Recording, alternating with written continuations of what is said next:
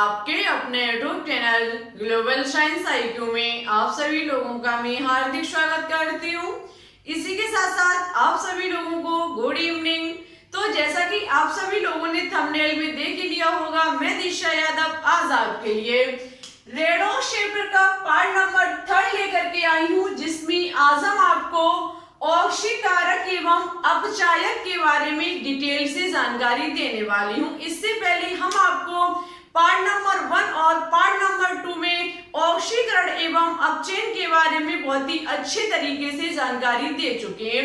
यदि अभी तक आपने पार्ट नंबर 1 और पार्ट नंबर 2 को नहीं देखा है तो सबसे पहले आप प्लेलिस्ट में जाकर के देख लीजिए, क्योंकि आपको ये क्लास तभी समझ में आएगी जब आप पार्ट 1 और पार्ट नंबर 2 को अच्छे से क्लियर कर लेंगे। आज की क्लास आपके एग्जाम के लिए मोस्ट इम्पोर्टेंट एंड कीमती क्लास है, क्योंकि ऑक्सीकारक और अपचायक से आपके एग्जाम में बहुत ही अच्छे खासे क्वेश्चंस पूछे जाते हैं। आज की क्लास को हम बहुत ही अच्छे तरीके से कराने की कोशिश करेंगे।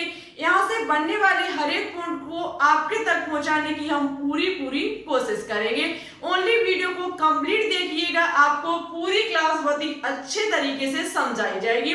साथ ही साथ यदि आपको इस क्लास की PDF चाहिए, सभी क्लासेस की PDF चाहिए, तो हमारे टेलीग्राम चैनल को ज्वाइन कर लीजिए, जिसका नाम है ग्लोबल साइंस IQ, जिसकी लिंक नीचे डिस्क्रिप्शन में डली हुई है। साथ ही साथ यदि आप हमारे टेलीग्राम ग्रुप से ज्वाइन होना चाहते हैं, टेलीग्राम ग्रुप पर क्या होता है कि एक स्टूडेंट्स क्वेश्चन भेजते हैं और दूसरे स्टूडेंट्स उसका जवाब देते हैं, तो वहां पर आपकी क्वेश्चंस की लगातार तैयारी होती रहती है। ठीक है, तो आप हमारे ग्रुप से भी ज्वाइन हो सकते हैं, जिसकी लिंक नीचे डिस्क्रिप्शन में डली हुई है। टेलीग्राम चैनल पर PDF मिला करेगी, जबकि टेलीग्राम ग्रुप पर आप एक दूसरे स्टूडेंट से क्वेश्चंस कर सकते हैं। दोनों को ज्वाइन कर लीजिए, आपके लिए बहुत ही ज्यादा फायदेमंद रहेंगे।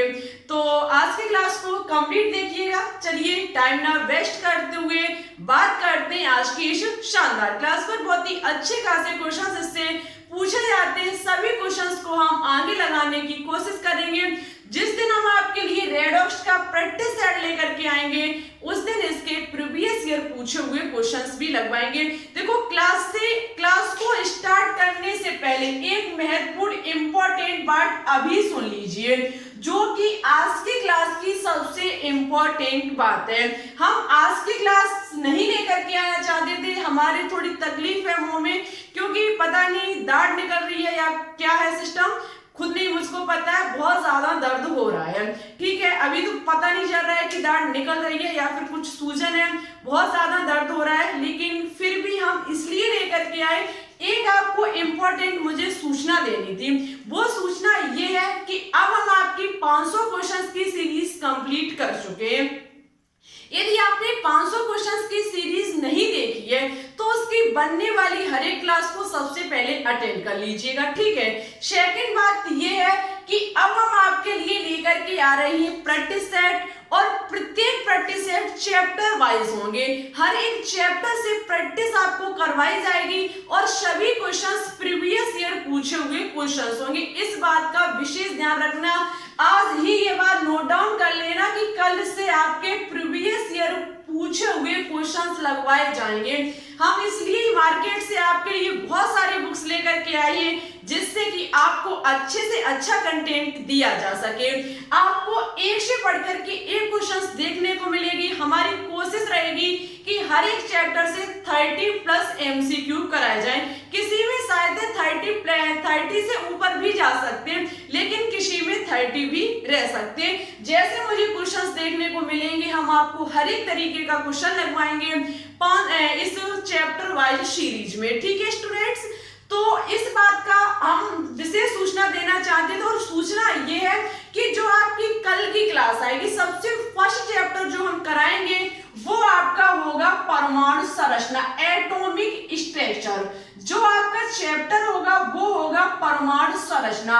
आपको परमाणु संरचना ये चैप्टर हम बहुत अच्छे से क्लियर करा चुके, शायद इतने अच्छे तरीके से हमने किसी भी चैप्टर को नहीं पढ़ाया होगा जितने अच्छे तरीके से हमने आपको एटॉमिक स्ट्रक्चर चैप्टर पढ़ाया। इससे बनने वाले हर एक पॉइंट को हमने आपके तक पहुंचाया है, और साथ ही साथ हम जो फर्स्ट लेकर के आएंगे मॉक टेस्ट, या मान लीजिए जो चैप्टर वाइज सीरीज का फर्स्ट चैप्टर होगा वो होगा परमाणु संरचना। इससे लगभग हम आपको टॉप 50 एमसीक्यू कराएंगे, टॉप 50 आपको 50 एमसीक्यू लगवाएंगे। लेकिन एक बात है, इसमें हम 3 पार्ट में लेकर के आएंगे। एक पार्ट में बनाना बहुत नामुमकिन सा काम हो जाएगा और क्लास भी लेंथी हो जाएगी, लेकिन यदि सपोर्ट करोगे तो हम 50 क्वेश्चंस भी डाल सकते हैं। यदि आज यदि 20+ स्टूडेंट्स के कमेंट आते हैं कि हाँ मुझे परमाणु संरचना से बनने वाले हर एक क्वेश्चन चाहिए, वो भी प्रीवियस ईयर पूछा हुआ,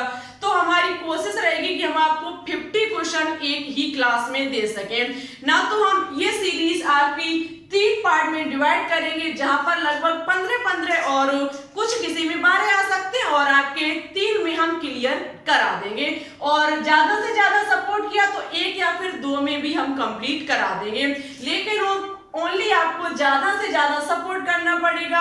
आज ये बात अपने दोस्तों के साथ शेयर करनी पड़ेगी, जो भी मेडिकल लाइन में जाना चाहते हैं उन्हें बता दीजिएगा कि अब आपकी तैयारी होने वाली है बहुत ही शानदार तरीके से, क्योंकि जब आपको प्रीवियस ईयर पूछे हुए क्वेश्चंस दिए जाएंगे वो भी हर एक चैप्टर से, तो पढ़ने का मजा ही कुछ और होगा। लेकिन आपको कल परमाणु संरचना चैप्टर अच्छे से क्लियर करके आना होगा। रेडॉक्स चैप्टर ज्यादा बड़ा चैप्टर नहीं है, लगभग 2 या फिर 3 क्लासेस और होंगी इसकी, ज्यादा लेंथी चैप्टर नहीं है ये, लेकिन ये चैप्टर परमाणु संरचना हम ये बहुत जल्द फिनिश करा देंगे, ठीक है। लेकिन ये आपका कल पक्का हर हालत में हम आपकी क्लास लेकर के आएंगे, लेकिन इसे अच्छे तरीके से क्लियर करके आना। जो भी स्टूडेंट्स इस क्लास को देखने के लिए तैयार है, प्रैक्टिस करने के लिए तैयार है, आज ही अपना कमेंट बॉक्स में कमेंट करके नाम बता दीजिए, हम भी जाने कि कितने स्टूडेंट्स इस क्लास के लिए तैयार हैं। यदि 20+ स्टूडेंट्स के कमेंट आए तो ये क्लास हम 50 एमसीक्यू की रखने वाले हैं, ठीक है। तो कीजिए सपोर्ट, शेयर कीजिए अपने दोस्तों के साथ, जिससे कि आपके लिए कुछ ना कुछ अच्छा ही हो, ठीक है। जितना सपोर्ट करोगे, जितना प्यार दिखाओगे, हम आपके लिए हर कदम पर तैयार रहेंगे। आपकी केमिस्ट्री से बनने वाले हर एक चीज को सॉल्व करेंगे। ओनली आप अपनी डिमांड रखिए कमेंट बॉक्स में, पूरा ना करें फिर कहना, ठीक है। अपनी डिमांड लिख दीजिए कमेंट बॉक्स में या फिर टेलीग्राम ग्रुप पर, हम आपकी हर एक डिमांड को पूरा करेंगे। लेकिन आपको भी हमारा टारगेट जल्द से ही जल्द पूरा करना पड़ेगा, जो कि है 1K सब्सक्राइबर का। 1K सब्सक्राइबर को कंप्लीट कराइए, लाइव क्लास चलवाइए और फिर ऊंचाई पर ले जाइए इस चैनल को। जितना सपोर्ट करोगे आपका ही चैनल है। तो फिर चलिए अब हम बात करते हैं अपनी इस क्लास पर। देखो स्टूडेंट्स, हम एक एक चीज को बारीकी से समझेंगे। हमने ऑक्सीकरण अपचयन आपको पढ़ाया, लेकिन एक बार हम फिर से इस चीज को दोहराएंगे, क्योंकि ऑक्सीकरण अपचयन से ही रिलेटेड है ऑक्सीकारक और अपचायक। कैसे है तो समझ लीजिए। देखो, एक प्रकार की ऑक्सीकरण और अपचयन आपकी क्रिया है। जो आपकी ऑक्सीकरण और अपचयन है वो एक प्रकार की क्रिया है, और ऑक्सीकारक और अपचायक एक प्रकार के कर्ता है, ये हम कह सकते हैं। यदि ऑक्सीकरण की बात की जाए तो ऑक्सीकरण में आपने पढ़ा कि इलेक्ट्रॉन दान करना, ऑक्सीकरण में आपने पढ़ा इलेक्ट्रॉन दान करना, ठीक है। जबकि आपने अपचयन में क्या पढ़ा, इलेक्ट्रॉन को ग्रहण करना। यहाँ किसी भी चीज को हम ज्यादा डिमांड बस नहीं लिखवाएंगे, ज्यादा डिटेल से नहीं लिखवाएंगे, ओनली समझाना है, चीज को रिवाइज कराना है। क्योंकि ऑक्सीकरण अपचयन हम बता चुके हैं, मुझे पढ़ना है ऑक्सीकारक और अपचायक, ये इससे रिलेटेड है, ठीक है। तो देखो, ऑक्सीकरण की बात की जाए तो इसका मतलब होता है इलेक्ट्रॉन दान करना, और अपचयन का मतलब होता है इलेक्ट्रॉन को ग्रहण करना। आपको हम बता देते हैं कि ऑक्सीकरण जो आपका ऑक्सीकारक होता है, ऑक्सीकारक जिस पर, अच्छे से नोट डाउन कर लेना, जिस पदार्थ पर या फिर जिस कह सकते हैं जिस पदार्थ पर अपचयन होता है, जो आपका ऑक्सीकारक होता है, जिस पदार्थ पर अपचयन होता है उसको ही हम ऑक्सीकारक कहते हैं। इस चीज को अच्छे से नोट डाउन कर लीजिए कि जिस पदार्थ पर क्या होगा, अपचयन, जिस पदार्थ का अपचयन होगा उसको ही ऑक्सीकारक कहा जाएगा। ठीक है, जिस पदार्थ पर अपचयन होता है। जबकि बात की जाए अपचायक की, तो अपचायक का मतलब है जिस पदार्थ पर ऑक्सीकरण हो रहा हो, जिस पदार्थ पर ऑक्सीकरण हो रहा हो। ठीक है, जिस पदार्थ पर ऑक्सीकरण हो रहा हो। देखो, हो सकता है कि आवाज में प्रॉब्लम हो, क्योंकि मेरे मुंह बहुत ज्यादा इस टाइम दर्द हो रहा है, लेकिन हम दर्द को सहन करके भी आपके लिए क्लास लेकर के आए। ठीक है, इसी कारणवश हम दोपहर में क्लास नहीं ले पाए, जो हमने क्लास बोर्ड पर नहीं ली है, ऐसे ही पीडीएफ बना के दी है। इसका रीजन यही था कि मेरे दाढ़ निकल रही है, कुछ भी मान लीजिए, सूजन है, पता नहीं, अभी फिलहाल डॉक्टर को तो नहीं दिखाया, तो बहुत ज्यादा दर्द हो रहा है, तो इसलिए दोपहर वाली क्लास नहीं लेकर के आए। लेकिन जो भी दोपहर में हमने पीडीएफ के माध्यम से आपको क्लास दी है, वो बहुत इंपॉर्टेंट क्लास है। ठीक है, क्योंकि उससे भी आपके एग्जाम में बहुत ही अच्छे खासे क्वेश्चंस पूछे जाते हैं। ऑक्सीकरण, इलेक्ट्रॉन दान करना। ऑक्सीकरण का मतलब होता है इलेक्ट्रॉन को दान करना, अपचयन का मतलब होता है इलेक्ट्रॉन को ग्रहण करना। अब बात आती है ऑक्सीकारक की, तो जो इलेक्ट्रॉन का दान करेगा उसका होगा ऑक्सीकरण। इलेक्ट्रॉन का दान करेगा, ऑक्सीकरण संख्या में वृद्धि होगी। यह भी बहुत अच्छी तरीके से आपको पता है कि इलेक्ट्रॉन का दान करेगा तो उसकी ऑक्सीकरण संख्या में क्या होगी? वृद्धि होगी। ठीक है, ऑक्सीकरण संख्या में वृद्धि।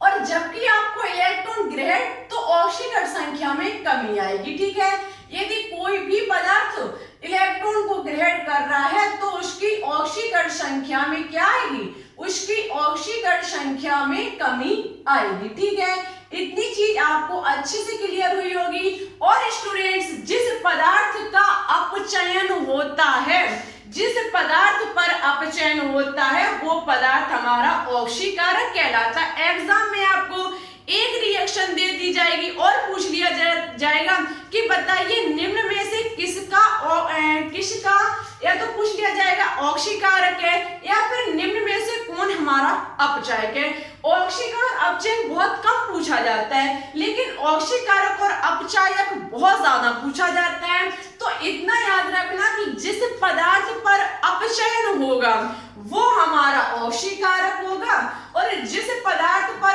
ऑक्सीकरण होगा वो हमारा अपचायक होगा। एक चीज बहुत ध्यान से देखना, यहाँ पर ऑक्सीकारक शब्द ऑक्सीकरण से आपको रिलेटेड लग रहा है। ठीक है, जबकि अपचायक अपचयन से थोड़ा मिलान कर रहा है। तो यहाँ पर होता क्या है, उल्टा मान लीजिए, एक प्रकार का ऑक्सीकारक है तो वो अपचयन से रिलेटेड होगा, और अपचायक जो होगा वो ऑक्सीकरण से रिलेटेड होगा। बस इतनी चीज अच्छे से क्लियर कर लेना कि ऑक्सीकरण उस पदार्थ पर होता है जिसका अपचयन हो रहा होगा, और अपचायक उस पदार्थ पर होगा जिसका ऑक्सीकरण हो रहा होगा। मुझे उम्मीद है कि आपकी इतनी चीज बहुत अच्छे से क्लियर हुई होगी। ज्यादा कुछ ना कहते हुए, इस चीज को डिटेल से ना बताते हुए डायरेक्ट बात करेंगे एग्जाम्पल पर, और आपकी अच्छे से तैयारी को हम क्लियर करेंगे। इस चीज पॉइंट को हम अच्छे से क्लियर करेंगे कि हम कैसे समझ सकते हैं ऑक्सीकारक और अपचायक। यहाँ से ओनली इतना याद रखना आप कि अपचयन होगा तो ऑक्सीकारक, और जिस पदार्थ पर हमारा ये ऑक्सीकरण हो रहा होगा वो हमारा अपचायक कहलाएगा। ओनली इतनी चीज ले लीजिए स्क्रीनशॉट, बात करेंगे एग्जाम्पल पर और समझेंगे इस चीज को। ठीक है, तो हम अब साफ करते हैं, आपने स्क्रीनशॉट या फिर पीडीएफ बना ली होगी, मुझे पूरी उम्मीद है। देखो, नोट्स अपने हाथों से बनाओ तो और बेहतरीन है, और वैसे तो हम आपको पीडीएफ डाल ही देते हैं टेलीग्राम चैनल पर। ठीक है, और टेलीग्राम चैनल और ग्रुप को ज्वाइन जरूर कर ले, बहुत इंपॉर्टेंट है, ज्वाइन करना। कर लोगे तो आपके लिए फायदेमंद होगा। हम डायरेक्ट बात करेंगे एग्जाम्पल पर। देखो, एग्जाम्पल की बात की जाए, एग्जाम्पल हम ले सकते हैं जब AuCl3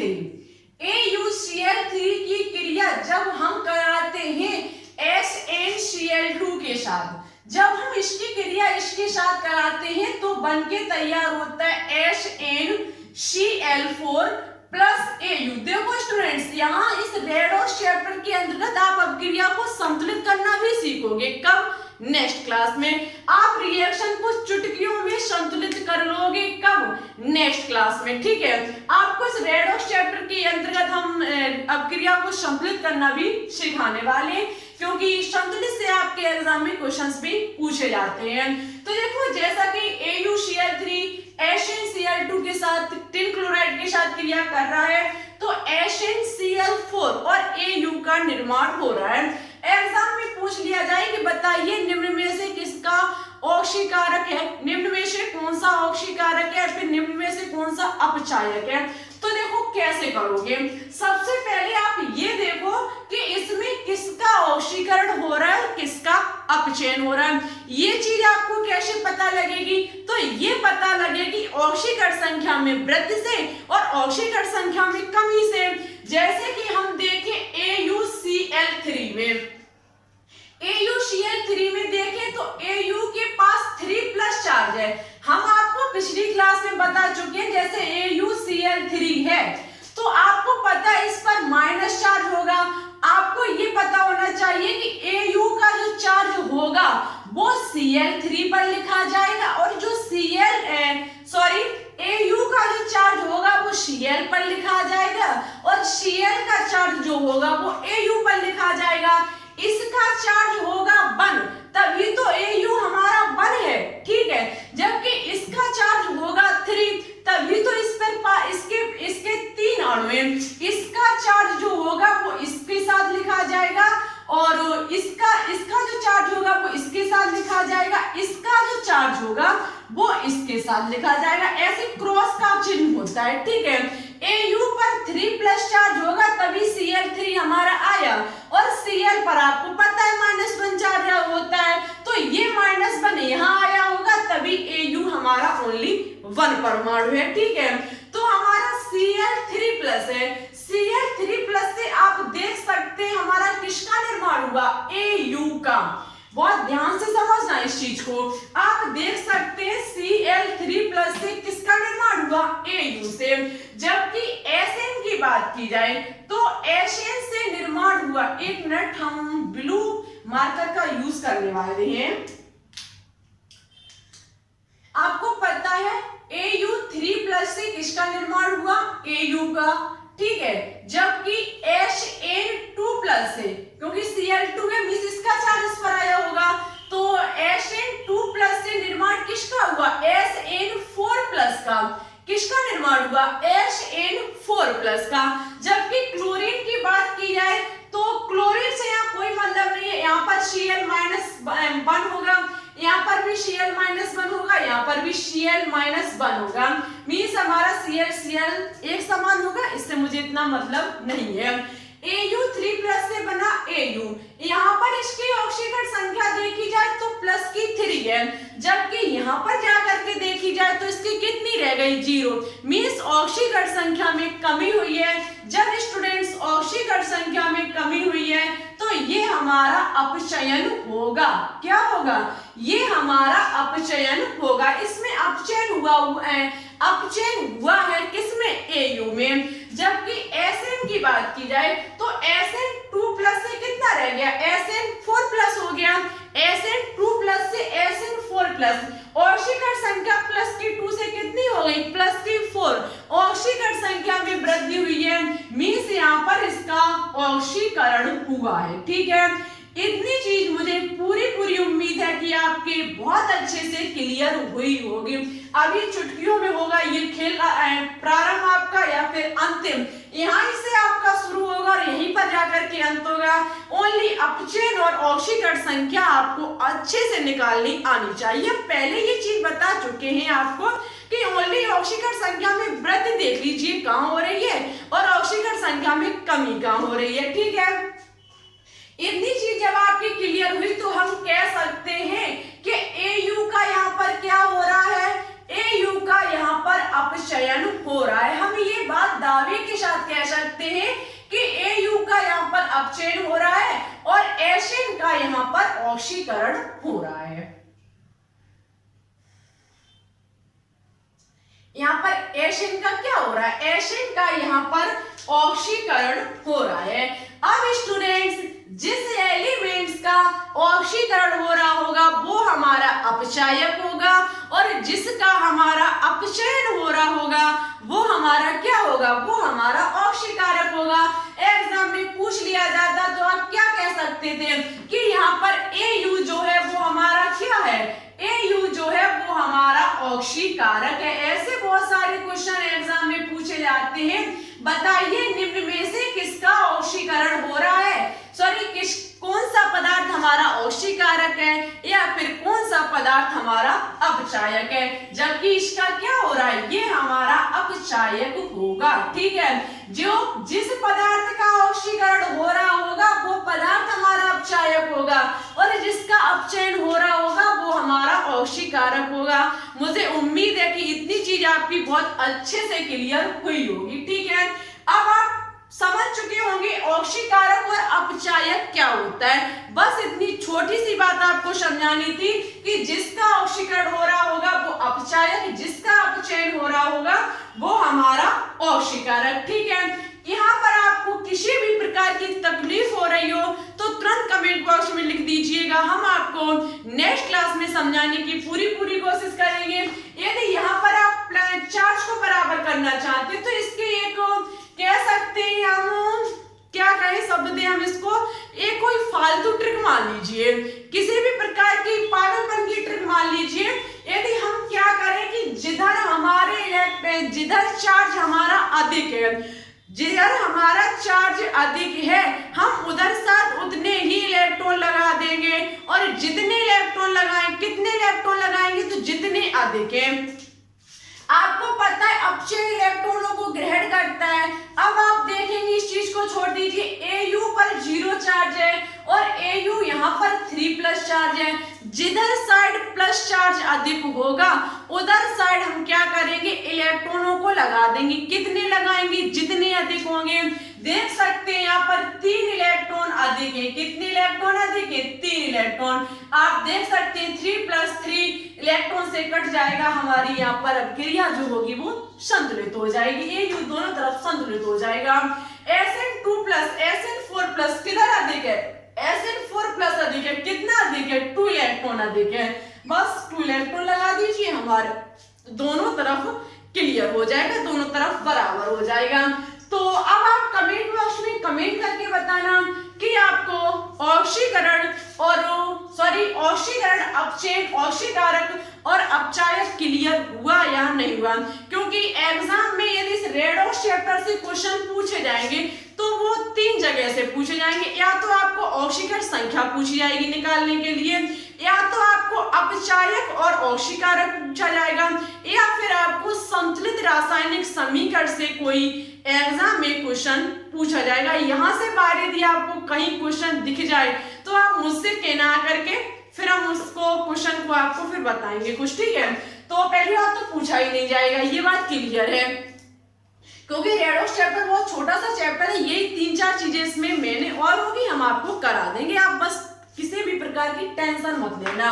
ठीक है, तो बता दीजिएगा ऑक्सीकारक और अपचायक समझ में आया या नहीं आया।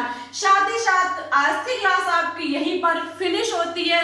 ये छोटा सा चैप्टर, ये छोटा सा टॉपिक आपके लिए बहुत इंपॉर्टेंट था, क्योंकि ये इंपॉर्टेंट मुझे अलग से कराना था। हम कल की क्लास में करा सकते थे, लेकिन इतना इंपॉर्टेंट था, मैंने जब इसके प्रीवियस ईयर पूछे हुए क्वेश्चंस देखे तो मुझे ये अलग से लाना पड़ा। ठीक है, क्लास कैसी लगी कमेंट बॉक्स में कमेंट करके जरूर बताएं। आज के लिए कुछ होमवर्क नहीं है, होमवर्क बस इतना है, आपको बताना होगा कि परमाणु संरचना चैप्टर की प्रैक्टिस करने के लिए टॉप 50 क्वेश्चन के लिए कौन कौन स्टूडेंट्स तैयार है। ओनली वो स्टूडेंट्स अपने कमेंट बॉक्स में कमेंट करके नाम बताएं। यदि 20+ स्टूडेंट्स के कमेंट आएंगे तो ये प्रैक्टिस सेट कल से स्टार्ट की जाएगी, वो भी प्रीवियस ईयर पूछे हुए क्वेश्चंस की। ऐसे नहीं होगा कि थंबनेल पर ओनली लिखा होगा, आपको प्रीवियस ईयर पूछे ही क्वेश्चन आपको देखने को मिलेंगे। हर एक क्वेश्चन प्रीवियस ईयर पूछा हुआ होगा।